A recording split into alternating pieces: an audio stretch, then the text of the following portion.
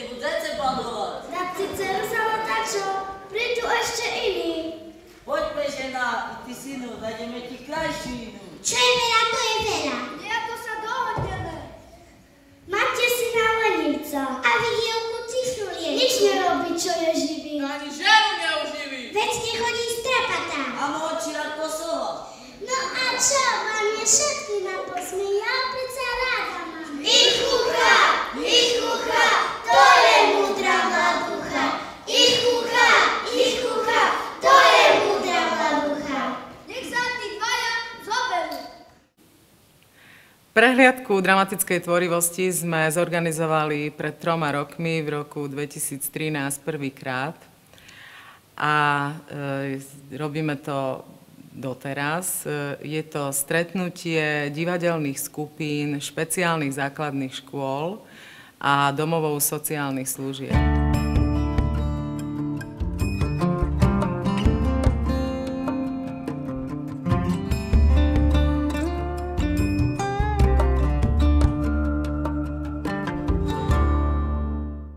O integrácii a inklúzii sa v súčasnej dobe hovorí veľmi veľa.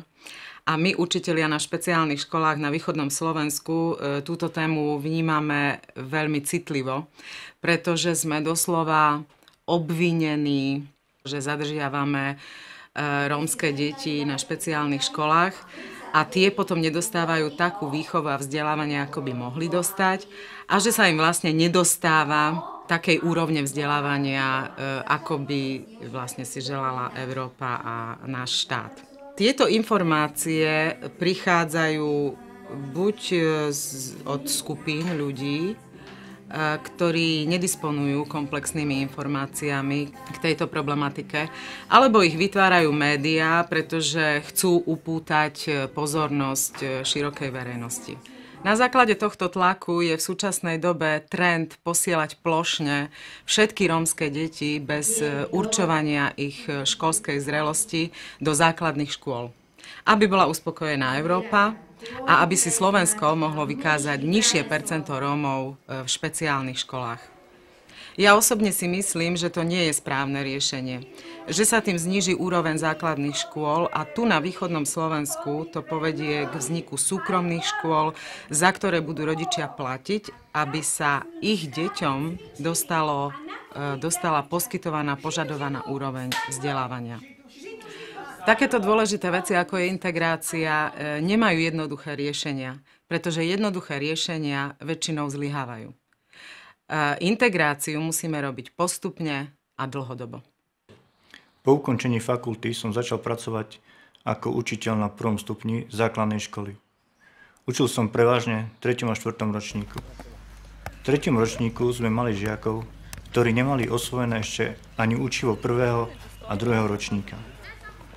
Keď som chcel, aby aj títo slabší žiaci zažili úspech, musel som s nimi pracovať podľa osnov 1. ročníka.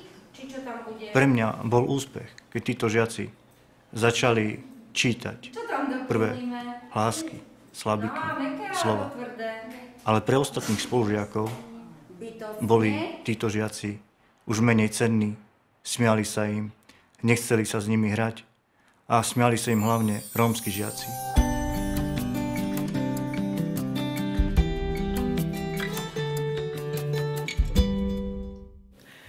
Je potrebné vysvetliť, prečo sa to volá integrácia s gráciou. Takéto meno sme vymysleli my kvôli tomu, že myslíme si, že cez takéto aktivity, trebárs aj cez divadlo alebo cez tvorivú dramatiku, je možné robiť v našom štáte integráciu alebo inklúziu.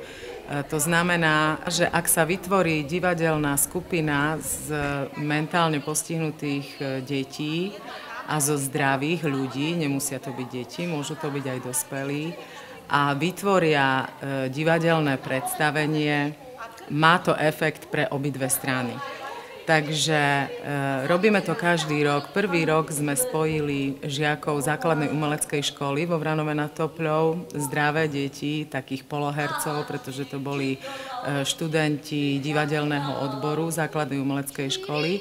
a žiakov našej špeciálnej základnej školy z A variantu, čiže žiakov s mentálnym postihnutím, a vytvorili sme divadlo Popoluška. V minulom roku to bolo divadelné predstavenie Melalo a smrť. Tam hrali naši žiaci zo špeciálnej základnej školy so svojimi učiteľmi, čiže s pedagógmi, špeciálnymi pedagógmi. A tohto roku sme vytvorili divadlo na motívy Ľudmily Podjavorinskej Čin Čin. Je to také poetické divadlo, kde sú aj básne.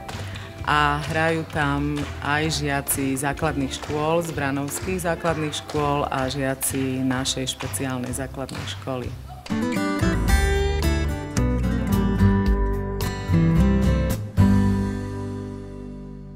Vyučovanie v špeciálnej škole je prispôsobené nielen mentálnej úrovni našich žiakov, ale zohľadňuje aj prostredie, z ktorého pochádzajú.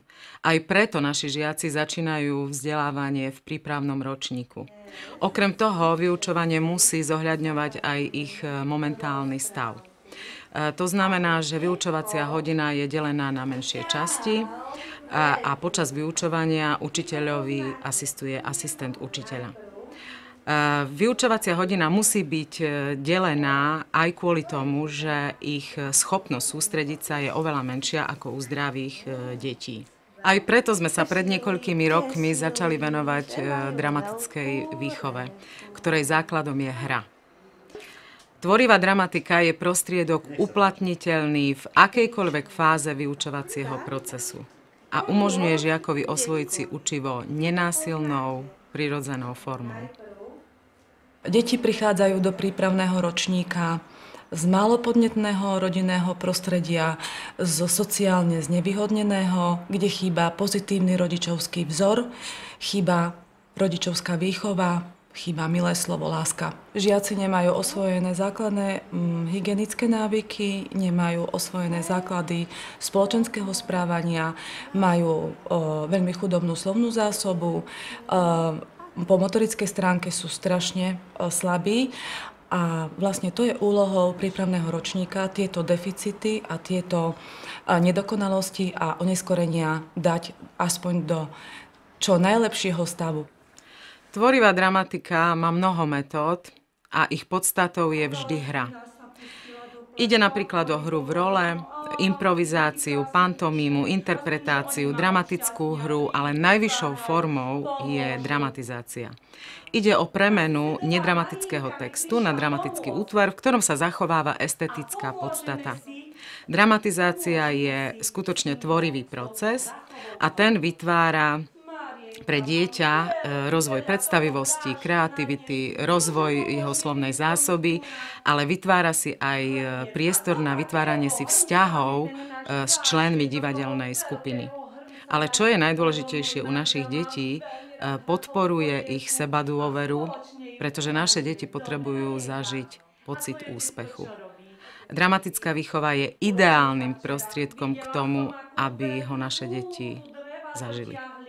Hra pre deti je to najprirodzenejšie. Tak ako pre dospelých práca, pre nich je hra a v procese hry oni vlastne získavajú vedomosti, zručnosti, návyky, rozvíjajú sa v oblasti sociálnej, tvoria, improvizujú a týmto vlastne učia sa do praktického života to, čo je pre nich najdôležitejšie, zvlášť u detí s mentálnym postihnutím. Úlohou prípravného ročníka je minimalizovať deficit neúspechu u detí, častokrát rómskych detí, ktoré prichádzajú do základných škôl a zažívajú pocit neúspechu, lebo sedia niekedy v posledných laviciach, málo kto sa im venuje, sú utiahnuté. Takto potom tieto deti zažívajú pocit neúspechu. V prípravnom ročníku sme mali žiaka, ktorý úspešne zvládol prípravný ročník a keďže dosiahol hraničné pásmo, bol posunutý na bežnú základnú školu. Nakoľko náročné učivo základnej školy v prvom ročníku daný chlapec nezvládol, v máji tohto roka sa k nám vrátil opäť. Bol veľmi šťastný, že je späť, pretože tam nezažil pocit úspechu. Tu bol malou hviezdou. Vystupoval v rozličných divadelných predstaveniach, recitoval, zažil pocit úspechu, ktorý mu na základnej škole veľmi chýbal. Je opäť u nás v prvom ročníku a je tu šťastné dieťa.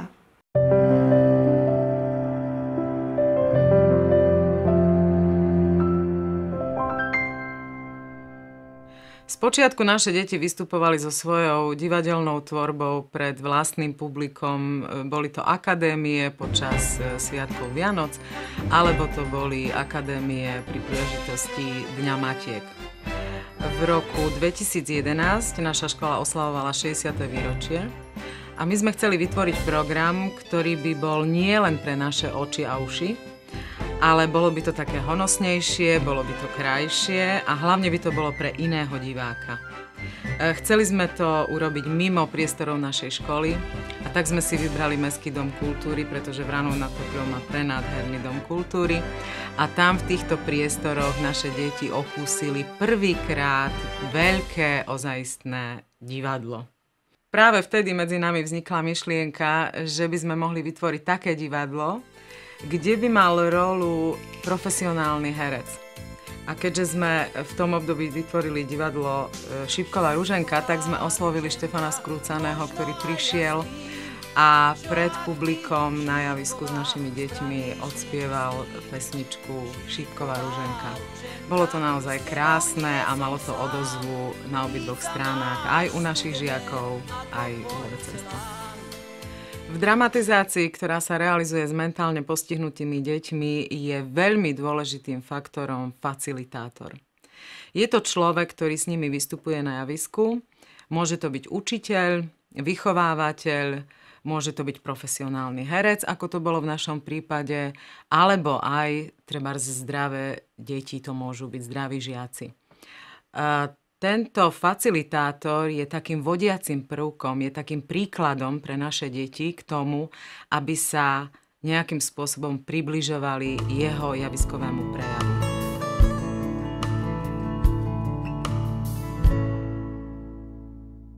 Ako vzniká scenár?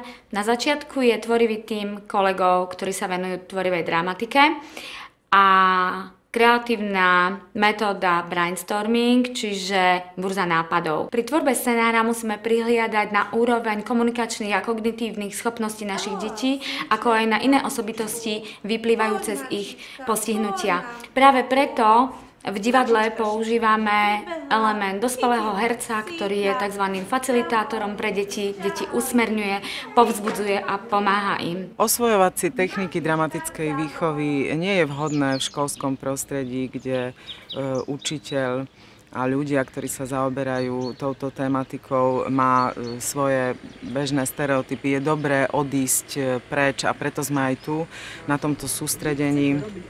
Od roku 2009 spolupracujeme s metodičkou dramatickej výchovy s pani Ľubicou Bekeniovou, ktorá nás usmerňuje v oblasti metodiky a techník dramatickej výchovy.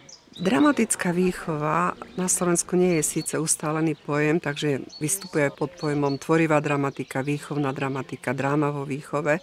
Môže byť samostatný predmet, môže byť len metodika. Je systém sociálno-umeleckého učenia, ktorého cieľom je rozvíjať osobnosť po stránke sociálnej a osobnostnej. Základom je hra. Ale teda najčastejšie alebo špecifikom je, že je to hra v role a fikcia prítomná, nemusí byť, ale mala by byť.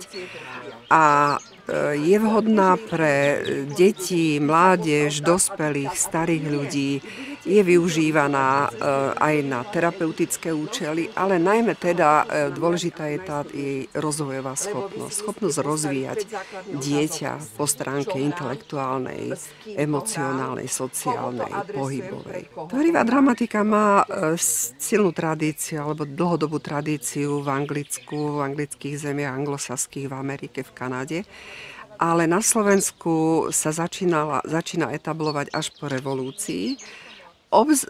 Má teda uplatnenie vo všetkých školách, ale veľmi silné uplatnenie alebo potrebu vidím v školách so žiakmi so špeciálnymi potrebami, kde môže zohrávať naozaj nielen tú rozvojatvornú, formatívnu funkciu, ale aj takú terapeutickú funkciu v tom zmysle slova, že učí dieťa alebo rozvíja u neho komunikatívne schopnosti, najmä komunikačnú odvahu, slovnú zásobu, plynulosť reči a prezentačnú odvahu, lebo tieto deti zväčša tieto schopnosti nemajú rozvinuté a ona má tieto schopnosti.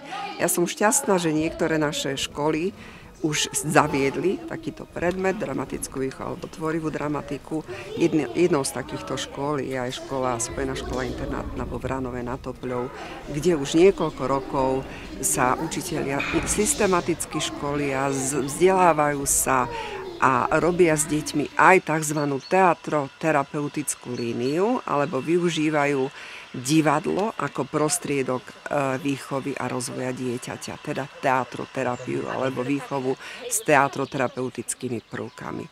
A dosahujú významné úspechy a je to ocenenia hodné a nasledovania hodné, myslím si.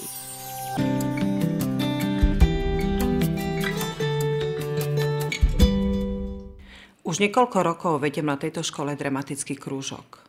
Súčasný trend dnešného detského divadla je tzv. Holé divadlo, kde jeho tvorcovia používajú zástupné rekvizity. Čo sa týka kostýmov, tak tie sa buď vôbec nepoužívajú, alebo veľmi v malej miere a aj tie sa počas predstavenia priamo na javisku menia.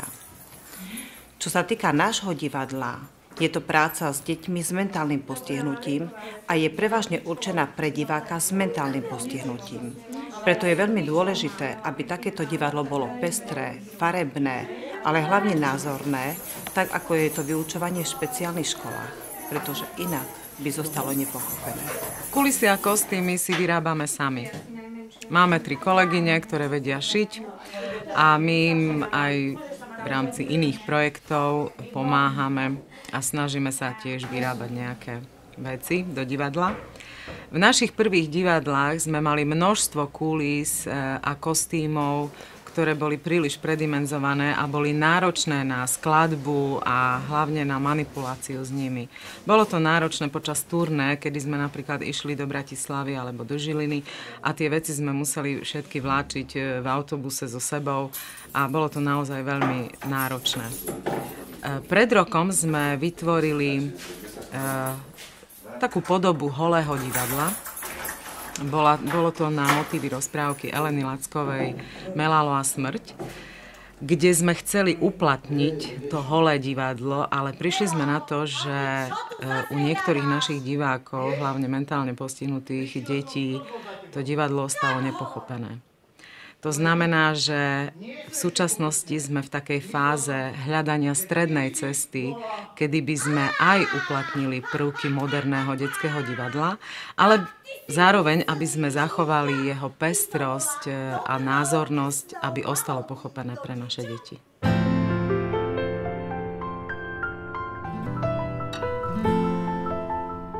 Každoročne si chceme uchovať spomienky na prehliadku, preto sme si pozvali profesionálnych fotografov, aby nám urobili zábery, ktoré sú potom sprístupnené na webovej stránke našej školy. V roku 2013 sa z týchto záberov urobilo 10 obrazov, ktoré boli sprístupnené verejnosti počas celého mesiaca v Mestskom dome kultúry. V tomto roku to bolo tiež podobné, len s tým rozdielom, že obrazy nám namaľovali študenti Spojenej školy Alexandra Dubčeka. Tie sme si dali zaramovať, sprístupnili sme ich v areáli školy, kde nám pripomínajú výnimočné chvíle tejto prehliadky. Na našej prehliadke dramatickej tvorivosti sa odprezentujú divadelné skupiny špeciálnych základných škôl, ale aj domov sociálnych služieb. A sme veľmi radi, že sme inšpirovali tieto divadelné skupiny v tom zmysle, že už pri 2. a 3. ročníku mali vo svojich divadelných predstaveniach tiež zmiešané skupiny mentálne postihnutých a zdravých hercov. Integrácia s gráciou je také moje dieťa.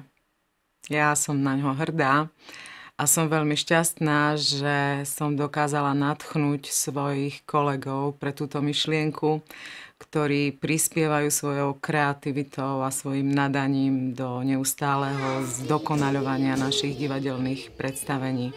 Ale som veľmi rada aj tomu, že som dokázala stiahnuť aj iných pokračovateľov v tejto myšlienke a títo ľudia sa každý rok stretávajú na našej prehliadke dramatickej tvorivosti, prídu s nami stráviť taký jeden kultúrny deň a odprezentujú svoje divadlá so svojimi zverencami, ktoré potom majú z toho naozaj zážitky, možno aj na celý rok. Náročné zmeny v spoločnosti sa nedajú uskutočniť švihnutím čarovného prútika, ako by si to možno predstavovali naši legislatívci. A bolo by vhodné, aby pri tvorbe zákonov sa konečne brali do úvahy špecifika regiónov, pretože to, čo sa dá uskutočniť v Bratislavskom, Trnavskom, v Trenčianskom kraji, je u nás v Prešovskom a v Košickom kraji nerealizovateľné. To, čo robíme, je ukážkou toho, ako by sa mal pomalým tempom realizovať proces integrácie a inklúzie, pretože naša spoločnosť nie je ešte pripravená na spoločné plošné vzdelávanie mentálne postihnutých žiakov s intaktnými. Integrácia cez športové a kultúrne podujatia má svoju úroveň, má svoju gráciu.